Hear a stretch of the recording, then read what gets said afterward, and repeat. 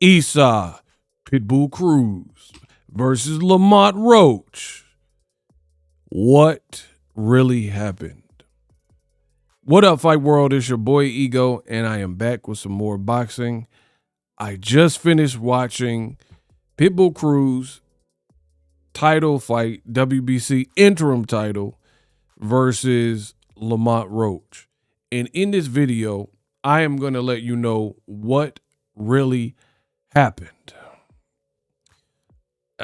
Without further ado, let's get started. Now, I felt it was a good fight. It kept me entertained enough. There were elements of this fight that were highly frustrating for me watching it as a viewer. And in my videos, I give you guys the good, the bad, and the ugly, often imitated but never duplicated. So with the good, it was a solid fight. I wouldn't say it lived up to exactly my expectation, and that kind of goes into the bad and the ugly of it. But for the good, it was a good fight. You had some good action. Both guys they done certain things well. And although this fight alone doesn't provide clarity for the division, easily a fight you can run back. So the turnout looked really good. San Antonio, Texas, they were in favor of Pitbull Cruz, and it looked like people had come out. So you can easily run this back in Texas or Vegas or whatever you decide to do and provide the closure for this particular fight. For Pitbull Cruz, I think he started off fast. For Lamont Roach, I think he fought the wrong fight early, but then when he got in his groove, he kind of got into his boxing bag, and that was the pocket and the tempo he needed to be in. So round one, both guys were kind of just trying to fill out the round, land some good shots. It was a pretty close type of round, fill out round, if you will. Nothing too crazy happened. Round two, you see both guys trying to just push their narrative, get their game plan going. But it was round, I want to say 3 or 4. I don't have all the rounds memorized. Round 3 or 4, where, again, very competitive round, good action from both. Lamont Roach was fighting an aggressive style, like right there in front of Pitbull Cruz, which keep that in mind because we're going to talk about that in the bad and the ugly. But out of nowhere, in that round 3 or 4, whatever one it was, Pitbull Cruz loaded up, swiped him, and caught him with a left hook, I want to say. And it sent Roach flying backward. His glove touched the canvas, and then Pitbull seen that type of reaction and jumped on him. It was like boom, boom, throwing combinations. So right then and there, no matter what was happening before, because I think it was quasi-competitive, that immediately became a 10-8 round for Pitbull Cruz. So this was the first time Roach had been dropped in his professional career. When he got stopped by Jamel Herring, I believe he was standing up still. So that was automatically a Pitbull Cruz round. And for me, Roach, he didn't see the punch coming or whatever, sent him hurling backwards, and that was just a great round for Pitbull Cruz. So the next round, Roach had to kind of like, okay, now I know this guy can rock me and make that type of impression. So this was round 3 or 4 when it happened. Rounds 5 and definitely 6, you seen Roach make kind of a switch, right? And the switch was, this guy can hurt me. I'm in a new weight class. I had better chill and pick my spots a bit better. And when he did that, and I want to say round 6 was where it really was pronounced. When he did that and got in his boxing bag, it changed the whole tempo of the fight. And he was boxing, jab, turn him, move him over, use your real estate. And Lamont Roach was boxing very well. at these moments, because this was for like consecutive rounds, 6, 7, 8. This was like maybe 3, 4 rounds pretty consistently. You had Roach in the boxing bag, and boom, he was having all this success. Now, I know I'm the best in the business, and it's not even close. I didn't do a watch party, but I did a round by round on my Twitter account. And if you go look at the timestamps, this is what I was saying from the beginning regarding Lamont Roach. I'm like, Roach is just fighting a dangerous fight, right? Like unnecessarily dangerous early because he's trying to like show machismo and get the respect. So it was really literally kind of you're fighting Pitbull Cruz's style of fight, a fight that kind of benefits him more. And the moment he got out of that and started to box first and have a box first approach, right? He had a lot better success. Now, just to prove my greatness, because I don't be capping, boom. You look at the timestamps and everything. I said Roach landed some nice counters in round 5, but I don't like him fighting this tempo, which is more of Pitbull Cruz's style of fight, right? And then, like I said, it all matches up. In about round 6, he started to just box first and box a lot more, and that is where he had the best success. And if you look at my Twitter or whatnot, I was like, man, Roach landed nice left hook counter in round 6. That's where he really made the switch. And I was liking what I was seeing. Now let's get to the bad and the ugly. For the bad, we'll say when Roach was boxing well in those round 6-ish rounds for a couple rounds, right? Pitbull was fighting pretty dirty. There were some headbutts leading with the head. There were probably some rabbit punches. It started getting to a whole lot of clinching and low blows. And you seen Lamont Roach was kind of complaining about some of these things like the low blows.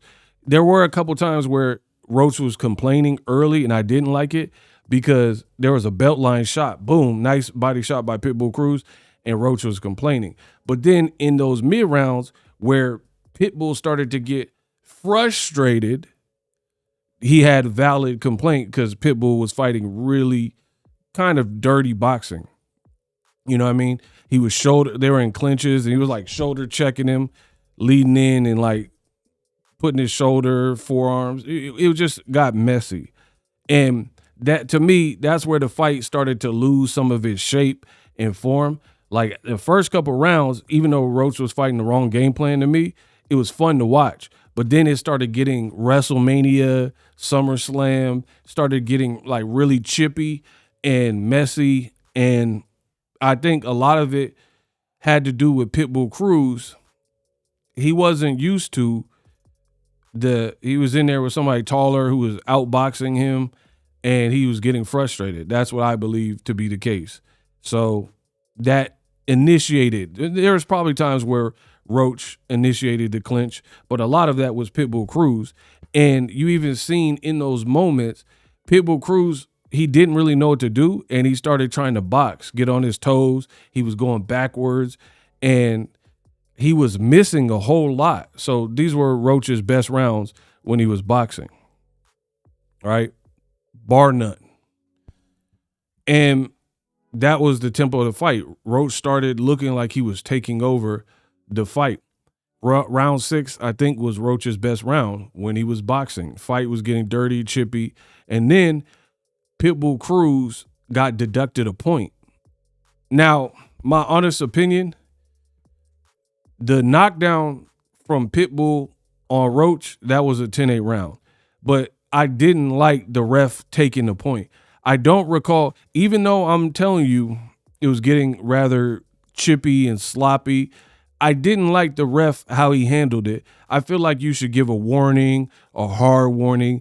And then if you have like a belligerent fighter who refuses to listen, then you start getting to the category of deducting points and or one more time, you're going to get disqualified. It has to be like a crescendo. I don't like when the referee don't really even say nothing. And he's like, all right, 1 point, 1 point, 1 point. Like, what are we doing? So I hated the point deduction, even though whatever was occurring, even the commentators, when they were talking about it, they were like, Pitbull got deducted a point for doing whatever he was doing. So I don't even know if it made it clear. Like, are you deducting for the holding? Are you deducting for low blowing? Like, he didn't even really, it wasn't really clear. You know, I just assumed it was for holding and the clinching. And to be fair, both fighters, there were times where both fighters were initiating clinches, right? Including Roach. So to just deduct one person's point in a fight that was up at that point, it was still pretty close. I hated that decision by the referee. Hated it. Now, I went over the good. I went over the bad. Now let's talk about the ugly, shall we? If you gain any value from this boxing breakdown or any of my content, hit the like button, hit the subscribe button, show that engagement. It helps to identify there's even a way to hype up the video some kind of way. So if you got any value from any of my content, pay it forward and let that be known. Shout out to everybody with the Cash Apps and the Super Chats who definitely continue to help push the channel forward. But the fight started getting dirty. Cruz even landed, I think after the point deduction, he landed a low blow at the sound of the bell. Like, that looked like a low shot to me. And the ugly for me is this. Me personally, I didn't write down my scorecard, but I'm pretty good with the eye test and doing it in my head. I probably would have had Lamont Roach winning that fight, right? Because I like the boxing he did when he started to box. However, and there's a big however, Roach is now off back-to-back draws. Gervonta Davis and now Pitbull Cruz. So Lamont Roach got more draws than Laundry. That's a bar. And guess what? The ugly is I blame Lamont Roach for these draws. Now, hold on. Before you try to bite my head off, pause. I'm going to explain. I just told you I would have scored the fight for Lamont Roach. Off first viewing, I would have done that. But I still believe that Lamont Roach is his own. The way he's fighting is its own problem that is leading to these fights ending in draws. Right? I don't want to over talk about the Tank fight because that's not the fight I just watched tonight. However, Tank fight. Before Tank took the knee, you weren't really doing too much. So you gave up too much of the front rounds. You didn't get credit for the knee. It didn't get, like, the ref didn't deduct a point. And then you stepped it up right after that. Like, that woke your game up on Tank. And then Tank woke his game up. So again, by the fight's end, I had Tank winning because of much of his earlier work. I think people gave Roach a lot of credit and a lot more credit, not for winning, but because a lot of them are Tank haters. So they like the fact that Tank had a controversy and the knee was controversial and all this stuff. So it really wasn't even about Tank at that point. It was about, we don't like Tank. So as a result, you know, anything that's negative towards him, we're going to glorify that. Now for the Pitbull Cruz fight, I fully blame Lamont Roach for these draws because it's how he's fighting. As I stated on Twitter, you knew you were in there with the crowd favorite, Pitbull Cruz. You knew in San Antonio, it was a pro Pitbull Cruz crowd. And everything he was going to do, you knew that they were going to yell and scream, which it can influence the judges. Every time he's doing stuff and there was moments where Pitbull Cruz was showboating out of frustration, right? And you started showboating. Your own pops, right? Your own pops was like, "Hey, F all that. What are you doing? F all that showboating stuff. Why are you doing that? Keep them muff hands up." That was one of my favorite parts of this whole fight, is because I love good cornering advice. And Pitbull Cruz was showboating, probably out of frustration. And then Lamont Roach was trying to put on a show. But his pops was keeping him level-headed. Who cares? Don't do all that. Fight this muff. So the pops had great cornering advice. I don't know what Pitbull Cruz's his side was really talking about, but Roach's dad was telling him what he needed to know. So one, you got dropped. This is Lamont Roach flying backwards. So you got dropped. Then you knew he was a crowd favorite, and you started off mad aggressive when it's very apparent you had hand speed advantages, you had better ring IQ.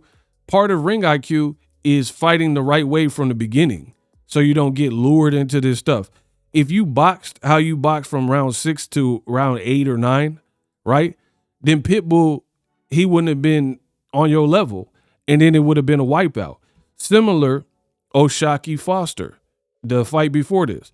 O'Shaquie Foster used his tools, the longer reach, his height, boxed beautifully, jab, bop, 1-2, hop, move around, and made all the right choices. Fight southpaw, fight orthodox, use my stick, pause, use that jab, keep him guessing, use angles, have some bounce, box well. Edislandi Lara, he was getting booed, but he a Cuban from a Cuban boxing school, and he looked for his openings, and when they were there, he dropped dude, and then he dropped dude in the 12th round.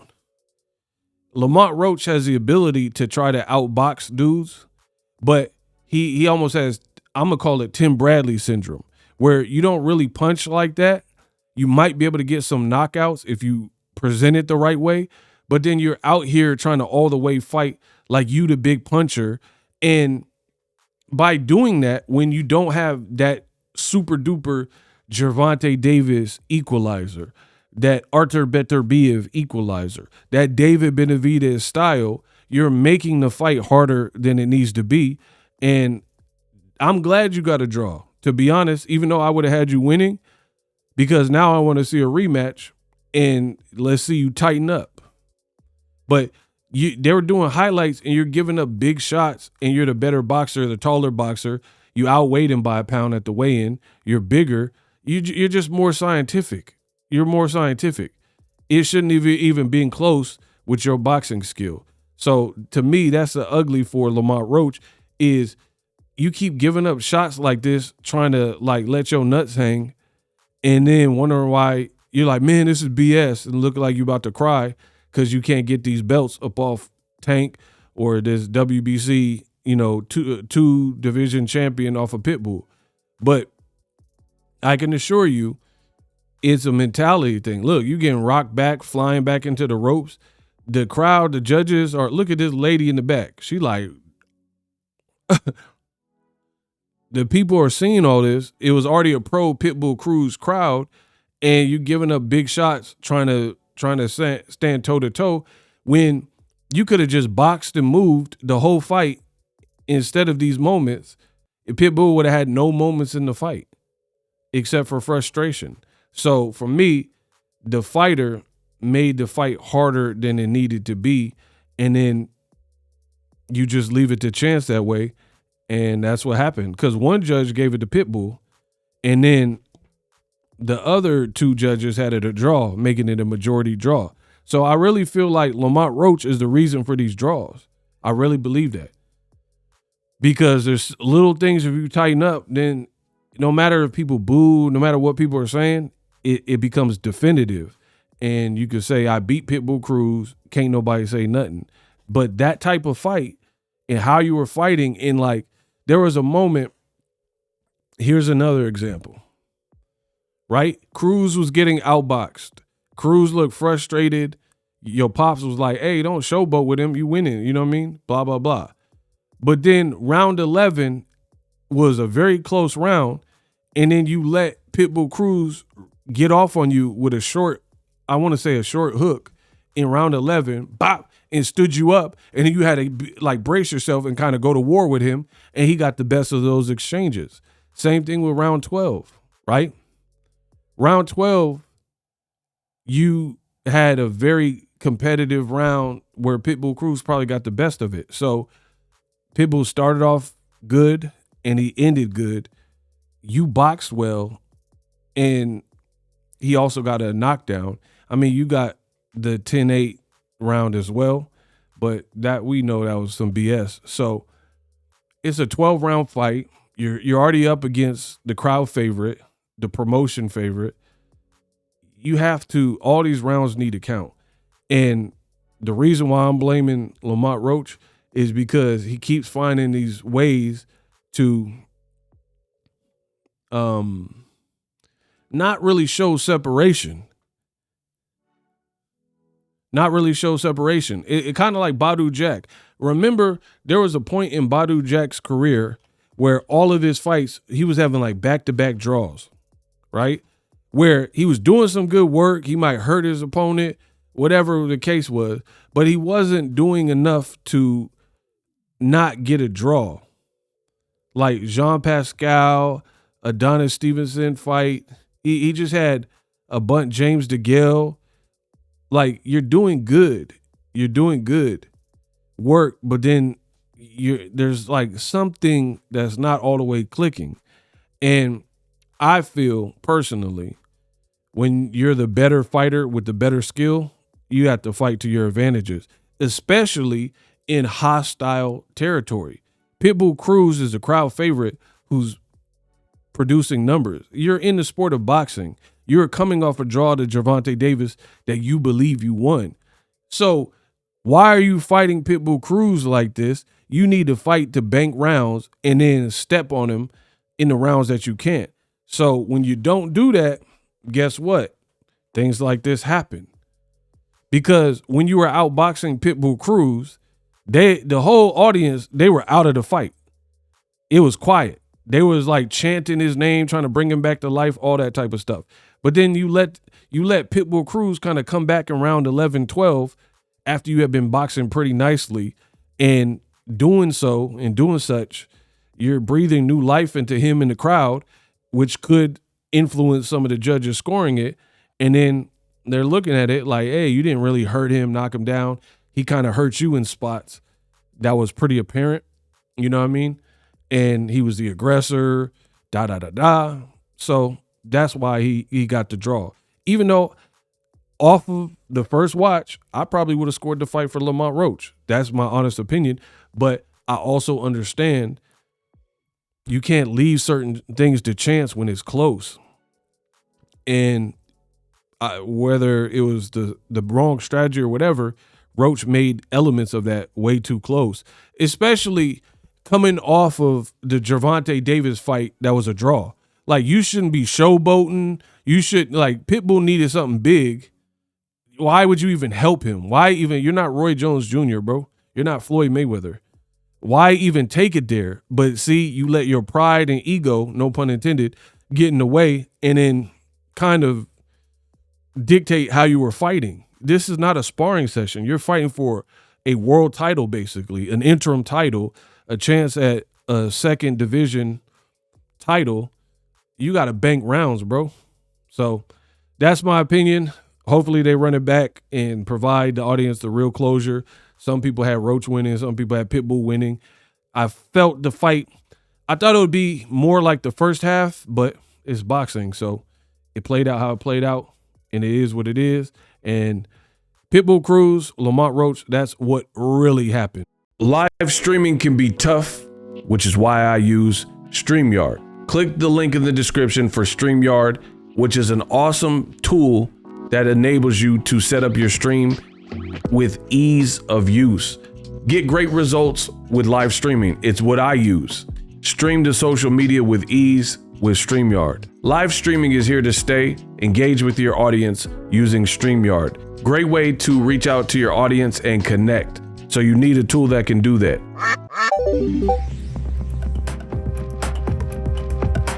If you're new to YouTube and you're struggling to get views, one tool I can provide to you is TubeBuddy. I've been on YouTube over 10 years. I use TubeBuddy daily to crank out videos just like this one that you're watching. Learn how the pros do it with TubeBuddy. YouTube receives a lot of traffic, which also means a lot of creators, a lot of people putting out content. So you need to learn the ropes so you know how to separate yourself, especially if you're new, but even if you're a pro, use TubeBuddy. The link is in the description. Get more views, more subscribers, and a higher click-through rate, so ultimately you can realize all of your online goals. Use my affiliate link in the description and grow your channel fast.